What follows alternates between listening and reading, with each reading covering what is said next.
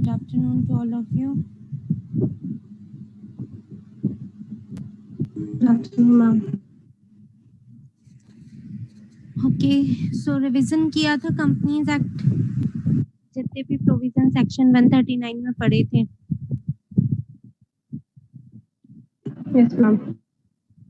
चलो तो अपन सेक्शन 139 का लास्ट प्रोविजन है जो अपने को पढ़ना है. देन अपन स्टार्ट करेंगे आज section 140.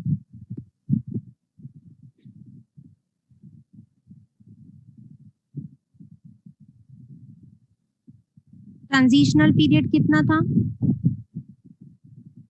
3 years. 3 years. Casual vacancy अगर गवर्नमेंट कंपनी के केस में होती है तो कौन फिल करता है? BOD, Board of Directors. In case of government companies CAG. Question अच्छे से रीड करिएगा, एग्जाम में फटाफट आंसर देने की जरूरत नहीं है. क्वेश्चन एक बार चला गया तो फिर वो 2 मार्क्स कट जाएंगे आपके. ठीक है. In case of non government companies if casual vacancy arises due to resignation, share holders के पास मेंबर्स के पास पावर चल जाती है. और अगर बोर्ड ऑफ डायरेक्टर ने करा तो 3 months में फिर उनको रैटिफिकेशन करना है. Share holders. और अदर देन रेजिग्नेशन के केस में बोर्ड ऑफ तो directors. Ma'am board of directors time period कितना है कैजुअल वैकेंसी फिल करने के लिए? 30 days. 30 days from the date of casual vacancy Casual arrival. vacancy. Now next अपना टॉपिक स्टार्ट हो रहा है रीअपॉइंटमेंट ऑफ ऑडिटर. देखिए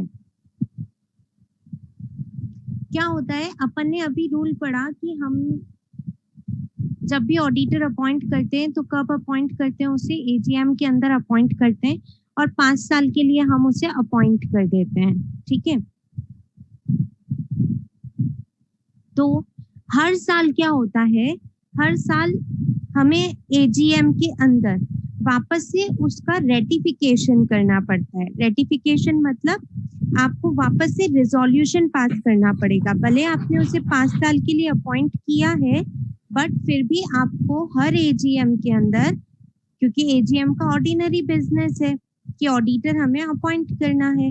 ठीक है. तो एजीएम के अंदर शेयर होल्डर्स को हर साल क्या करना पड़ता है, एक ऑर्डिनरी रिजोल्यूशन पास करना पड़ता है कि हम ऑडिटर को वापस से रीअपॉइंट कर रहे हैं. ठीक है. तो नॉर्मली ऑडिटर हमेशा रीअपॉइंटेड माना जाता है. प्लीज माइक्स का थोड़ा ध्यान रखिए अपना.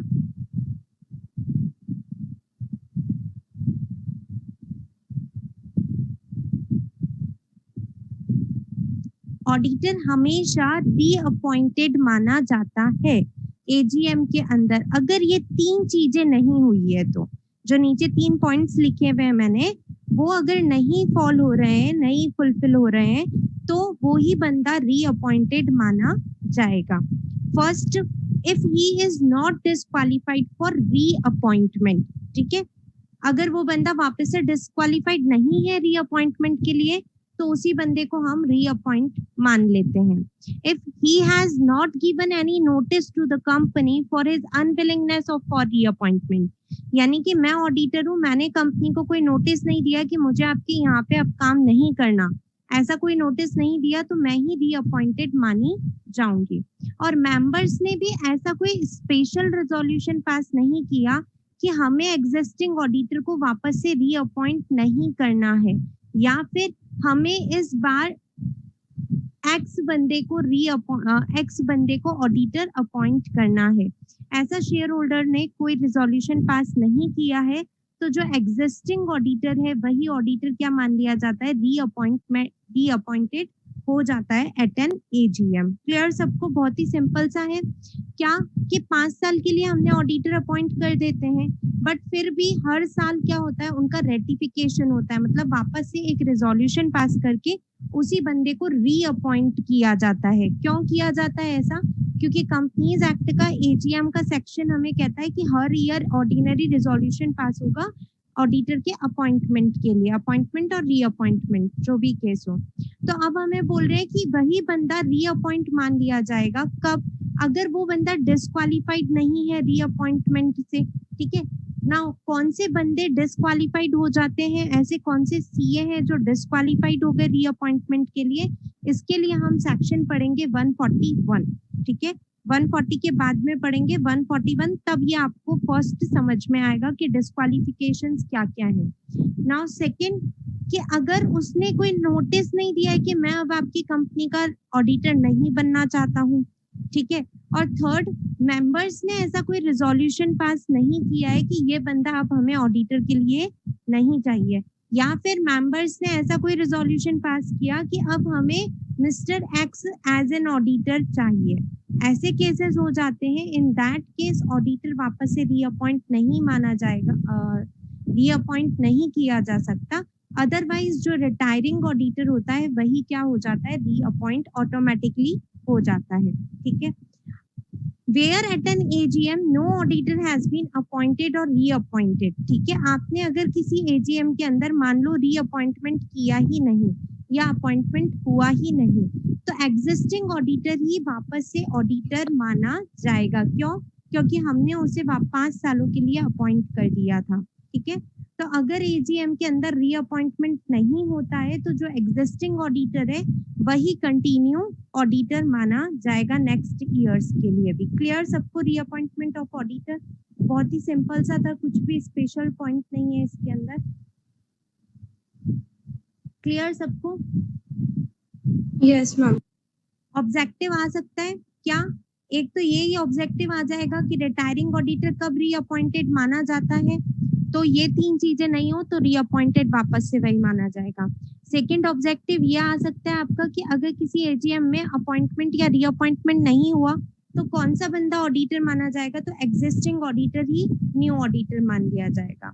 ये 2 आपके ऑब्जेक्टिव्स के अंदर क्वेश्चन आ सकते हैं। Now we are starting section 140 of the companies act, ठीक है। सेक्शन 139 किससे रिलेटेड था? अपॉइंटमेंट ऑफ ऑडिटर, रीअपॉइंटमेंट, ठीक है। नाउ सेक्शन 140 किससे रिलेटेड है? रिमूवल एंड रेजिग्नेशन, ठीक है। जैसा अपन ने पहले पढ़ा था कि 5 साल के लिए हम ऑडिटर अपॉइंट कर देते हैं, तो हमने ये पढ़ा था कि 5 साल के लिए अपॉइंट कर दिए, इसका मतलब ये नहीं है कि मेंबर्स उसे रिमूव नहीं कर सकते या फिर वो खुद रिजाइन नहीं कर सकता है, ठीक है। तो दोनों ही राइट्स दोनों के पास होते हैं। रिमूवल का राइट शेयर होल्डर्स के पास में रहेगा और रेजिग्नेशन का राइट ऑडिटर के खुद के पास में रहेगा। तो नाउ रिमूवल कैसे होगा या फिर रिजाइन वो करने का प्रोसेस क्या होगा, ये चीज हमें सेक्शन 140 बताता है, ठीक है। अलग अलग टाइम्स के अकॉर्डिंग अलग अलग सब सेक्शंस बनाए हुए हैं। रिमूवल का अलग है, रेजिग्नेशन का अलग है। नाउ फर्स्ट सबसेक्शन पढ़ रहे हैं हम, subsection 1, that is removal of auditor before expiry of his term. Before expiry of his term का क्या मतलब है कि हमने ऑडिटर को अपॉइंट कर दिया, उसका टाइम पीरियड अभी खत्म नहीं हुआ है, ठीक है, और हम उस बंदे को हटाना चाहते हैं। अब यहाँ पे एक चीज अच्छे से समझना कि अभी अभी मैंने आपको पढ़ाया था कि हर एक एजीएम के अंदर उसका वापस से रीअपॉइंटमेंट हो जाता है। तो इनडायरेक्टली देखा जाए तो बंदा एक ही साल के लिए क्या हो रहा है, अपॉइंट हो रहा है, फिर वापस से हम उसे क्या कर देंगे, रीअपॉइंट कर देंगे। ओके, तो यहाँ पे बिफोर एक्सपायरी का क्या मतलब है, जैसे मैंने फाइनेंशियल ईयर 2021 के लिए ऑडिटर अपॉइंट किया, उसने उसकी ऑडिट कंप्लीट नहीं करी है, उस ऑडिटर ने उस पर्टिकुलर ईयर की ऑडिट भी कंप्लीट नहीं करी है और वो रिजाइन करना, सॉरी, उसको हम हटाना चाहते हैं।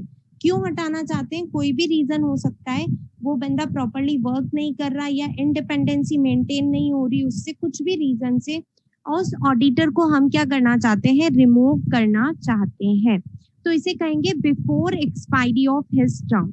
नाउ एक पॉइंट है section 140 subsection 4, that is removal of auditor after expiry of term. After expiry मतलब एजीएम के अंदर हम उसको हटा रहे हैं, ठीक है। तो यानी आप सिंपली कैसे याद रख सकते हैं, आफ्टर एक्सपायरी मतलब एजीएम में हटा रहे हैं ऑडिटर, उसने 1 साल का ऑडिट पूरा कर लिया, अब उसे हटा रहे हैं हम।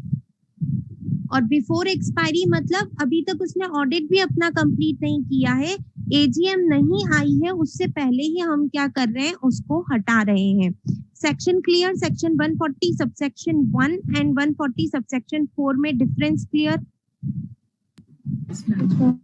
ठीक है, अब समझिए प्रोसेस क्या होता है। प्रोसेस बहुत ही इजी सा है। क्या कि अगर मुझे ऑडिटर को, जैसे आपको मैंने 2021 के लिए अपॉइंट किया, आपको एज एन ऑडिटर अपॉइंट किया, आपने अभी तक मेरे 2021 के फाइनेंशियल्स का ऑडिट नहीं किया है और मैं आपको हटाना चाहती हूँ, तो हटाने का राइट किसके पास में है? मेंबर्स के पास में है। क्यों? क्योंकि अपॉइंट करने का राइट भी उनके पास है, तो हटाने का राइट भी उन्हीं के पास होगा। ठीक है, बट बिफोर एक्सपायरी हटाना चाहते हैं तो उसके लिए एक प्रेस्क्राइब्ड मैनर एक कंपनीज एक्ट ने डिसाइड करके दिया है, आपको वही फॉलो करना कंपलसरी है। क्या? सबसे पहले बोर्ड मीटिंग के अंदर बोर्ड रिजोल्यूशन पास होगा। सबसे पहले क्या करनी पड़ेगी? बोर्ड ऑफ डायरेक्टर्स को बोर्ड मीटिंग करनी पड़ेगी कि हमें इस बंदे को अब आगे कंटिन्यू नहीं करना है, तो ऐसा वो रिजोल्यूशन पास करेंगे। उन्होंने रिजोल्यूशन पास कर दिया। जिस बोर्ड मीटिंग के अंदर रिजोल्यूशन पास हुआ है उसके 30 डेज के अंदर अंदर बोर्ड ऑफ डायरेक्टर्स को एक फॉर्म फिल करना है। उस फॉर्म का नाम है ADT2। उस फॉर्म का नाम है ADT2। ADT2 फॉर्म फाइल करना है। किसको फाइल करना है? सेंट्रल गवर्नमेंट को। नाउ ये फॉर्म है किसके लिए? ये हम अप्रूवल लेते हैं कि हमें किसी ऑडिटर को बिफोर एक्सपायरी हटाना है। सेंट्रल गवर्नमेंट से रिमूवल के टाइम पे केवल एक ही बार परमिशन लिया जाता है, वो इस केस के अंदर परमिशन लिया जाता है जब मुझे ऑडिटर को before expiry of his term हटाना है। कैसे लेते हैं हम ये permission? Board of directors file करेंगे एक फॉर्म ADT2। कितने टाइम पीरियड में फाइल करना है? With in 30 days of board meeting. कौन सी बोर्ड मीटिंग? जिसके अंदर उसको हटाने के लिए बोर्ड रिजोल्यूशन पास हुआ था। नाउ सेंट्रल गवर्नमेंट से हमें अप्रूवल मिल जाती है। सेंट्रल गवर्नमेंट रीजंस वगैरह सारे देखेगा, आपका फॉर्म चेक करेगा। सेंट्रल गवर्नमेंट से हमें अप्रूवल, हाँ बोर्ड ने दी है अप्रूवल, है ना। नाउ सेंट्रल गवर्नमेंट ने हमको अप्रूवल दे दी, तो अब अप्रूवल मिलने के 60 डेज के अंदर अंदर approval they the central government ने हमको। जिस दिन हमें अप्रूवल मिल गया उसके 60 डेज के अंदर अंदर हमको क्या बुलानी पड़ेगी? एक एक्स्ट्रा ऑर्डिनरी जनरल मीटिंग। क्यों? क्योंकि शेयर होल्डर्स के पास ये राइट कि वो रिमूव कर सकते, क्योंकि अपॉइंट भी उन्होंने ही किया था। तो नाउ हमने क्या बुलाया? EGM बुलाया। EGM बुलाया। अब हम क्या कर रहे हैं? ऑडिटर को हटा रहे। एक नॉर्मल सा काम है या अच्छा काम है? स्पेशल काम है। स्पेशल काम है, इसलिए हमें कौन सा रिजोल्यूशन पास करना पड़ेगा? स्पेशल रिजोल्यूशन पास करना पड़ेगा। तो उस EGM के अंदर मेंबर्स पास करेंगे स्पेशल रिजोल्यूशन ऑडिटर को रिमूव करने के लिए। नाउ ऑडिटर को रिमूव करने से पहले हमेशा अगर आप किसी को उसके पोस्ट से हटा रहे हो तो उसको एक अपॉर्चुनिटी ऑफ बीइंग हर्ड देना पड़ेगा। मींस उसे अपने सफाई का मौका देना पड़ेगा। हम उसे रीजंस बताएंगे, हम तुम्हें इस रीजन से हटा रहे ना। शेयर होल्डर्स भी तो सेटिस्फाइड होने चाहिए। बोर्ड वाले तो किसी भी रीजन से हटा सकते हैं। वो इसलिए भी हटा सकते हैं कि वो बंदा हमारा कहना नहीं मान रहा, हम उसे कह रहे हैं कि भाई ओपिनियन दे देना सही है सब कुछ, पर वो मान नहीं रहा, इसलिए हम उसे हटाने वाले हैं। इस रीजन से भी हटा सकते हैं। तो इसलिए हमेशा ऑडिटर को क्या दिया जाता है? कोई भी एक्शन लेने से पहले अपॉर्चुनिटी ऑफ बीइंग हर्ड दिया जाएगा। मतलब वो जनरल मीटिंग में शेयर होल्डर्स के सामने अपने ओपिनियन रखेगा, जो भी रीजंस बोर्ड बता रहा है कि भाई ये वो रीजन बता रहा है, इसके साथ में मेरा क्लैरिफिकेशन ये है। उस क्लैरिफिकेशन को सुनने के बाद ही जो शेयर होल्डर्स हैं वो रिजोल्यूशन पास करते हैं। क्लियर? प्रोसेस समझ में आया सबको? सबसे पहले क्या होगा? बोर्ड रेजोल्यूशन पास होगा बोर्ड मीटिंग के अंदर। देन रिजोल्यूशन पास हो गया। अब ADT2 फाइल करना पड़ेगा। सेंट्रल गवर्नमेंट को 30 डेज में। सेंट्रल गवर्नमेंट को एक एप्लीकेशन सेंड करना है। क्यों सेंड कर रहे हैं? ये केवल कब सेंड करते हैं? जब एक्सपायरी खत्म होने से पहले ऑडिटर को हम हटा रहे हैं तभी हम सेंट्रल गवर्नमेंट को एप्लीकेशन भेजते हैं। ओके, कितने टाइम पीरियड में भेजेंगे? 30 days में। 30 डेज में। ओके, नाउ अप्रूवल मिल गया, फिर क्या करना है? उसके 60 days में EGM बुलानी पड़ेगी। EGM में कौन सा रिजोल्यूशन पास होगा? Special resolution. ऑडिटर को क्या दिया जाएगा? opportunity of being heard। Opportunity of being heard। ठीक है, नाउ ये सारी लिमिट्स आपको याद होनी चाहिए, ऑब्जेक्टिव के अंदर क्वेश्चंस आ सकते हैं। ठीक है, नाउ हम आते हैं अब सेक्शन 140 सबसेक्शन 2 पे।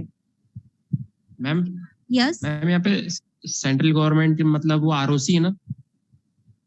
यहाँ पे सेंट्रल गवर्नमेंट का मतलब आरओसी है।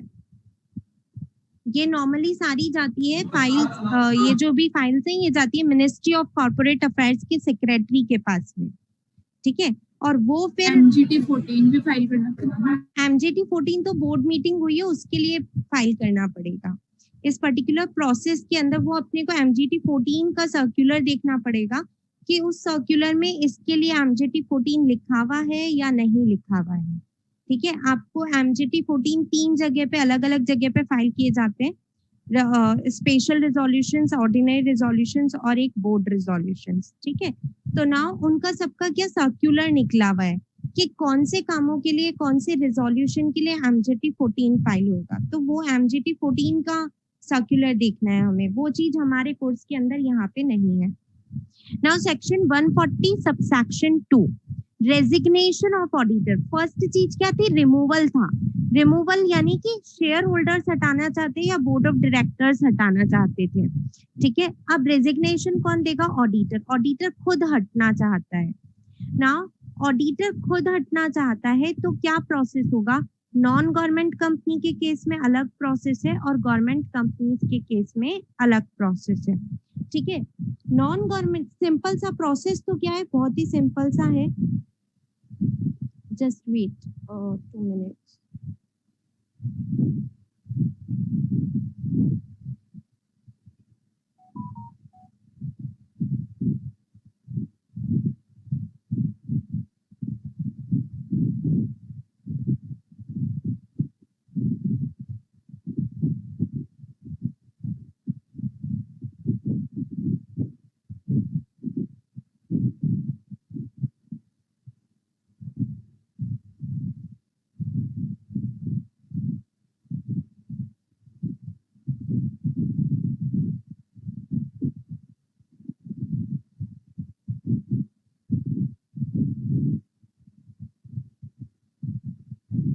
ओके,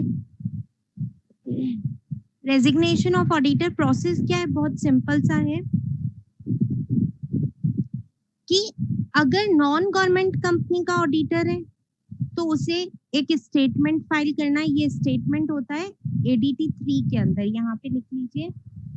अच्छा, ये फॉर्म्स याद रखने पड़ेंगे क्योंकि ऑब्जेक्टिव में आ सकते हैं। ADT 1 किसके लिए था? बताया था क्या मैंने? नोट्स में नहीं है क्या? नोट्स में है, सारी चीजें नोट्स में है, सब कुछ। क्या चीज नहीं दे रखा है? सेक्शन मैं अभी बता दूंगी, नोट्स बता दूंगी अभी। ठीक है, प्रिंटेड नोट्स नंबर देखा नहीं है मैम, हमें बता दो।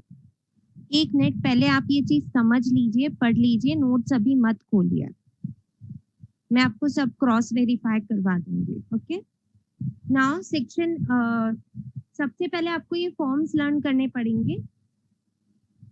ADT 1 होता है अपॉइंटमेंट ऑफ ऑडिटर के लिए। ADT 2 अभी अभी हमने पढ़ा था, अगर हमें बिफोर एक्सपायरी ऑफ हटाना है तो सेंट्रल गवर्नमेंट से इंटीमेशन देना पड़ेगा, सेंट्रल गवर्नमेंट से अप्रूवल लेनी पड़ेगी, दैट इज इन ADT 2। और अगर रेजिग्नेशन होता है तो that should be filed in ADT 3।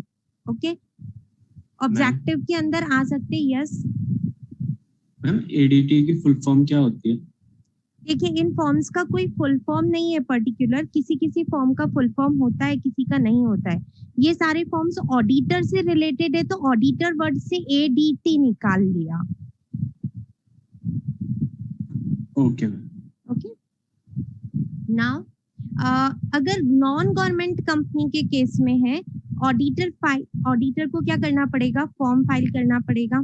किसको फॉर्म फाइल करेगा वो, प्रेस्क्राइब्ड फॉर्मेट के अंदर आरओसी को और कंपनी को, दो लोगों को उसे क्या करना है, फॉर्म फाइल करना है। आरओसी पे जाएगा एडीटी 3 के अंदर, और रेजिग्नेशन का प्रेस्क्राइब्ड फॉर्मेट है, उस फॉर्मेट के अंदर कंपनी को जाएगा वो रेजिग्नेशन लेटर। कितने टाइम पीरियड के अंदर फाइलिंग करनी है आपको, ये 30 डेज के अंदर फाइलिंग करनी है।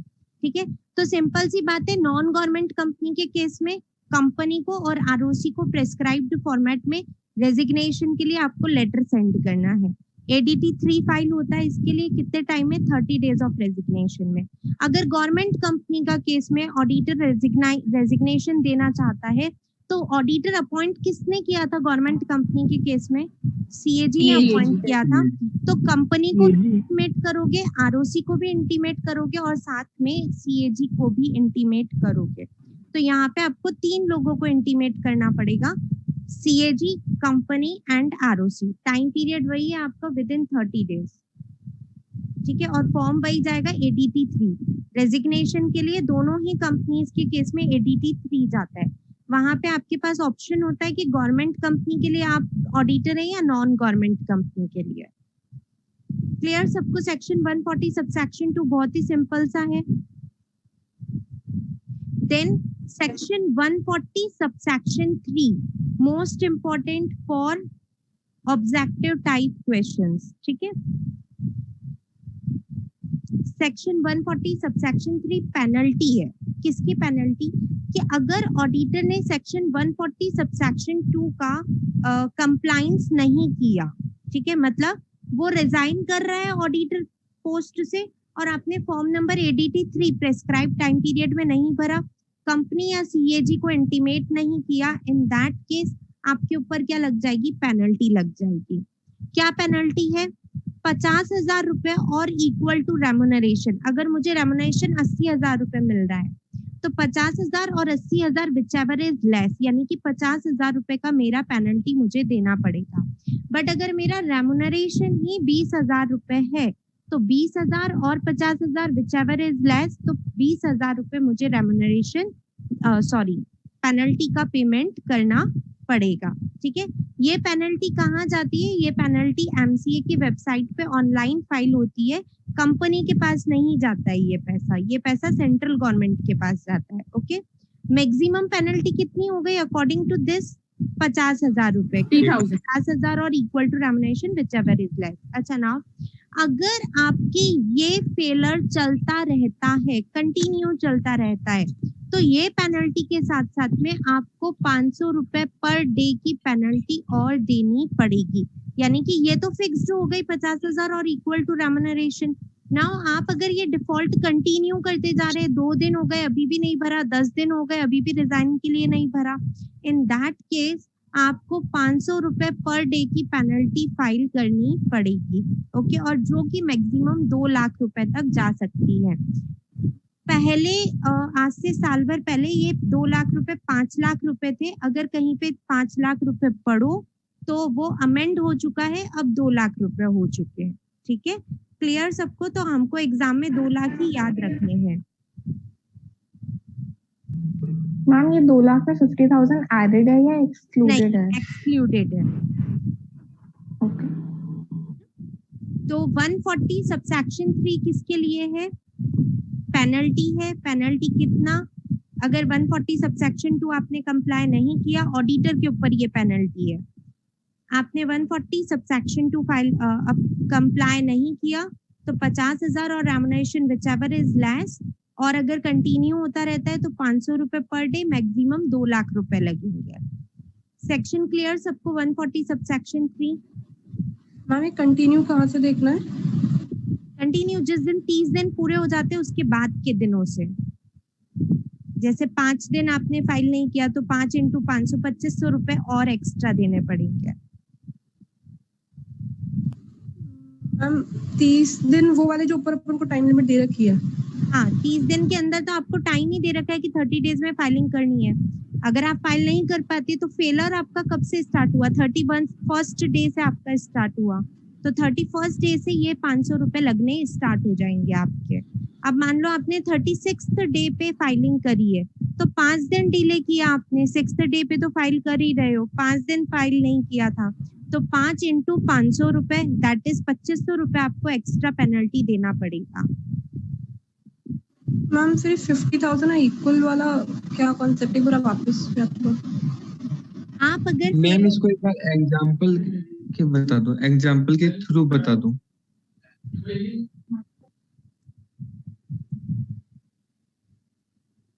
आपने रिजाइन किया था 1 जून 2021 को, ओके, तो आपके 30 डेज कब कंप्लीट होते हैं? 1 जुलाई को कंप्लीट हो जाएंगे, ठीक है। 1 जुलाई तक अगर आपने फॉर्म एडीटी फाइल नहीं किया, फॉर्म एडीटी 3 फाइल नहीं किया, कंपनी को इंटीमेट नहीं किया, सीएजी को इंटीमेट नहीं किया, है ना, यानी कि मैं इसके लिए लिख रही हूँ कंप्लाइंस नहीं की, compliance not done for 140 subsection 2। Compliance में हर एक चीज आ गई, कंपनी को इंटीमेट करना, आरओसी को डिस्टर्बेंस आ रहा है बहुत ज्यादा, कंपनी को इंटीमेट करना, आरओसी को इंटीमेट करना और सीएजी को इंटीमेट करना अकॉर्डिंग टू द कंपनी। तो हर एक कंप्लाइंस अगर आपने कंप्लीट नहीं करी है तो आपके ऊपर पेनल्टी अट्रैक्ट हो जाएगी। कितने रुपए की पेनल्टी? एक तो फिक्स्ड पेनल्टी है ही जो अट्रैक्ट होगी 50,000 और रेम्युनरेशन व्हिचएवर इज लेस।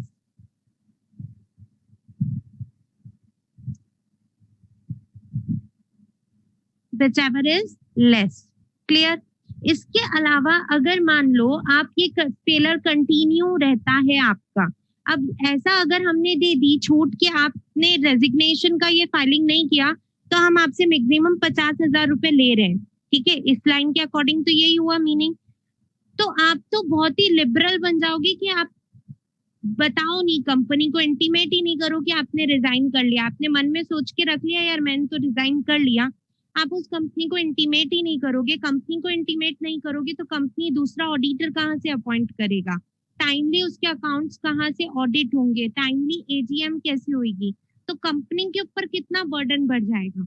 तो इसके लिए यहाँ पे एक और दिया है कि इसके साथ साथ में यानी इन एडिशन टू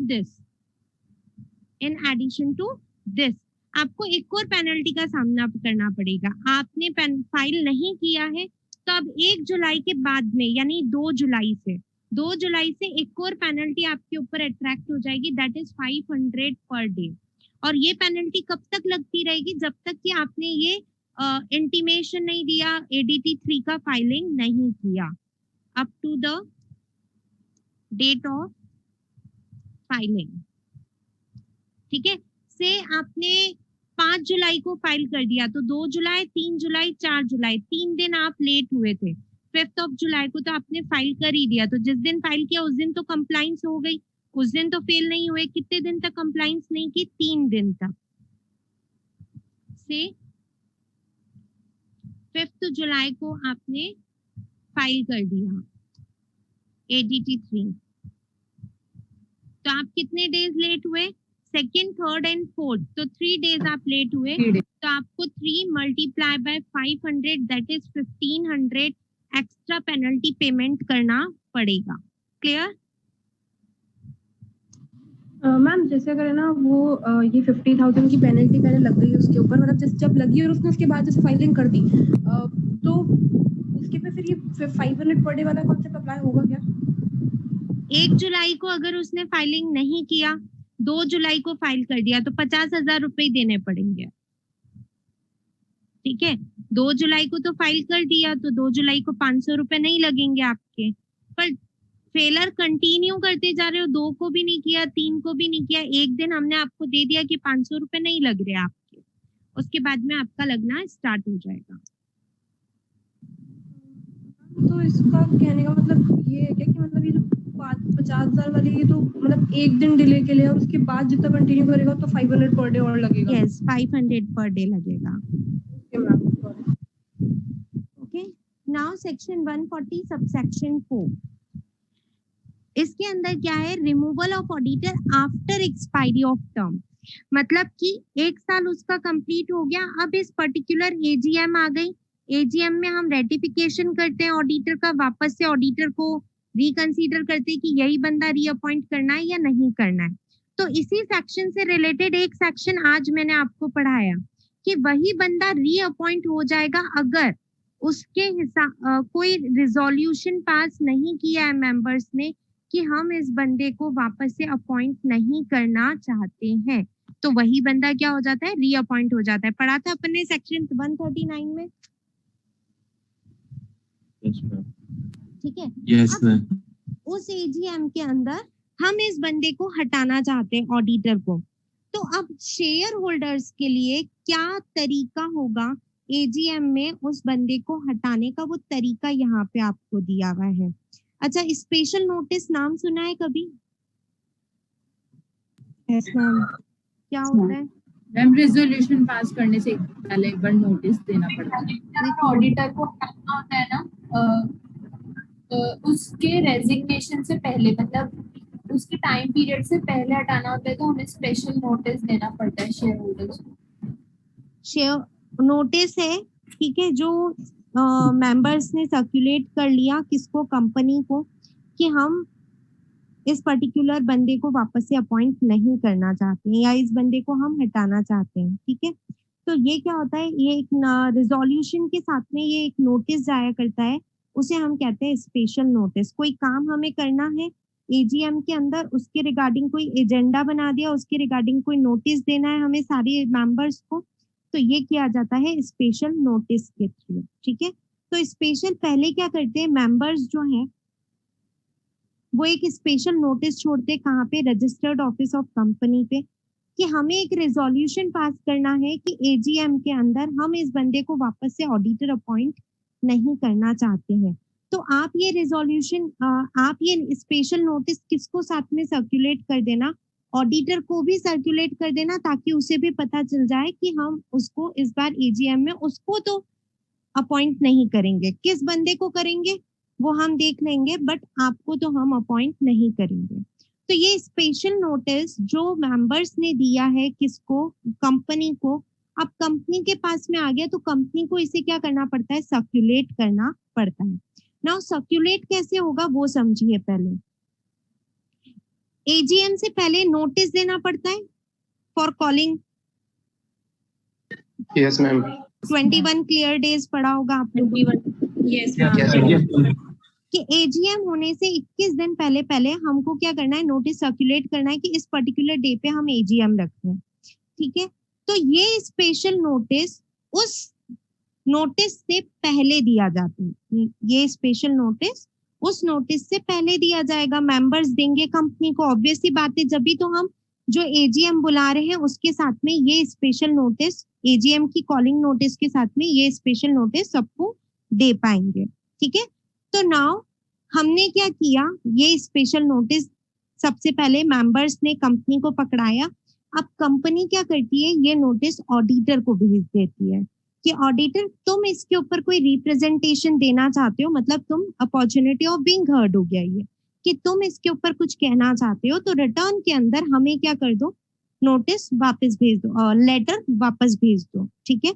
अगर मान लो कि आपने 30th डेट 30 दिन पहले मेंबर्स ने कंपनी को नोटिस दे दिया था, special notice, now 29th day पे ये नोटिस कंपनी के ऑफिशियल पर्सन ने ऑडिटर को पहुंचा दिया कि भाई ये तेरे खिलाफ ऐसा आया है, तेरे को कुछ भी रिप्रेजेंटेशन देना है तो दे सकता है, ओके।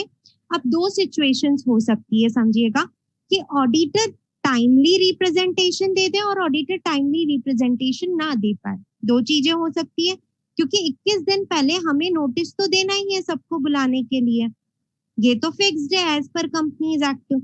तो दो सिचुएशन हो सकती है कि ऑडिटर इस 21 दिन से पहले पहले ही हमें रिप्लाई कर दे और ऑडिटर बाद में रिप्लाई करे, ऐसा भी हो सकता है वो कहीं पे बिजी हो। तो अगर मान लो ऑडिटर ने 25वें दिन मुझे रिप्लाई दे दिया, कंपनी को रिप्लाई भेज दिया, रिटर्न रिप्रेजेंटेशन, कि भाई इन रीजन की वजह से जो भी रीजन उन्होंने लिखा है इसका रिप्रेजेंटेशन मेरा ये है, ऑडिटर ने किसको भेज दिया? वापस से कंपनी को। अब कंपनी को क्या करना पड़ेगा? कंपनी को 21 दिन पहले जो नोटिस भेजना था एजीएम का, उस एजीएम के साथ में वो ये रिटर्न रिप्रेजेंटेशन जो ऑडिटर ने भेजा है, दोनों चीजें किसको सर्कुलेट करेगा? हर एक मेंबर को सर्कुलेट करेगा, क्योंकि एजीएम का नोटिस जा रहा है। नोटिस के साथ में वहां पे हमारा मेन काम क्या होने वाला? ऑडिटर हटने वाला है। ऑडिटर को हम अपॉइंट नहीं करना चाहते, तो भाई ऑडिटर ने उसका क्या कहना है, उसका क्या रिप्रेजेंटेशन दिया है, वो सारी चीजें हम आपको पहले ही बता देते हैं। अपने अपने घर से सोच के आ जाना करना क्या है, इसलिए हमने आपको पहले ही क्या कर दिया? रिटर्न रिप्रेजेंटेशन भेज दिया। चीज समझ में आई यहाँ तक की? मैम मतलब ऑडिटर के लिए भी कोई टाइम लिमिट होती है कि वो कब तक रिप्रेजेंटेशन देगा? नहीं, कोई टाइम लिमिट नहीं होती है। हम इसलिए सिचुएशन बोल रहे हैं कि ऑडिटर हो सकता है कि टाइमली रिप्रेजेंटेशन भी दे दे और हो सकता है कि नहीं दे पाए।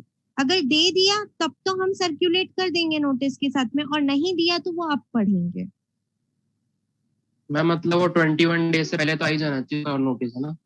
नोटिस मतलब जब तक कंपनी उनको भेजेगी ना एजीएम का नोटिस हाँ। शेयर होल्डर्स, नहीं, उससे पर ये पहले उसका रिप्रेजेंटेशन कंपल्सरी नहीं है। अगर ऑडिटर के पास में किसी भी रीजन से टाइम नहीं हुआ तो ऑडिटर नहीं भेज पाया तो क्या होगा वो अब हम पढ़ेंगे। क्या एक बार रीजॉइन करो, वापस समझाती हूँ।